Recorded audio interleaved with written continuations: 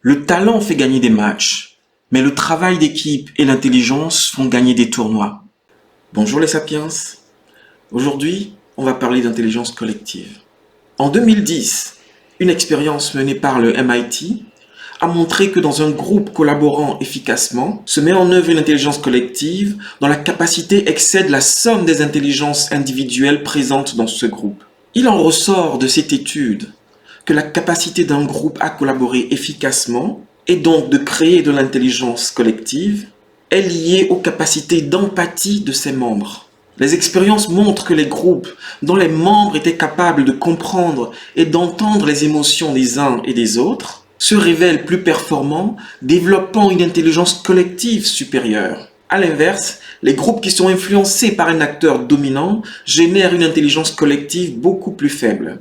Si la performance du groupe est meilleure lorsqu'il est composé d'individus plus intelligents, la sensibilité sociale des individus se révèle être un facteur beaucoup plus déterminant dans la performance du groupe. Autrement dit, il vaut mieux un groupe composé d'individus socialement sensibles et moyennement intelligents plutôt qu'un groupe composé d'individus intelligents et peu empathiques. Le résultat nous révèle aussi que plus il y a de femmes dans un groupe, plus celui-ci est intelligent. Généralement, les femmes communiquent mieux, ont une écoute plus riche, elles sont plus bienveillantes, ont une capacité à deviner les émotions des autres, à se mettre à leur place et à comprendre les non-dits.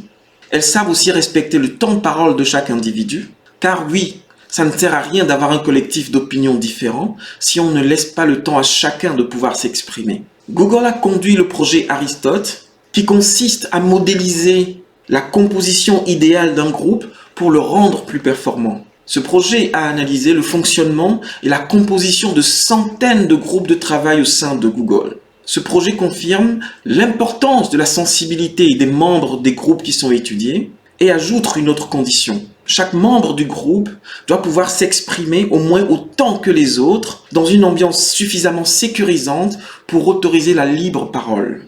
En conclusion, ces études ouvrent de nombreuses opportunités. On apprend ici 3 choses essentielles. De 1, le travail en groupe permet de générer une intelligence collective supérieure aux intelligences individuelles. De 2, c'est l'attention aux autres et l'expression libre et équilibrée qui permet d'atteindre ces résultats. Et pour finir, plus il y a de diversité et de femmes, plus ce groupe est intelligent. Merci les sapiens.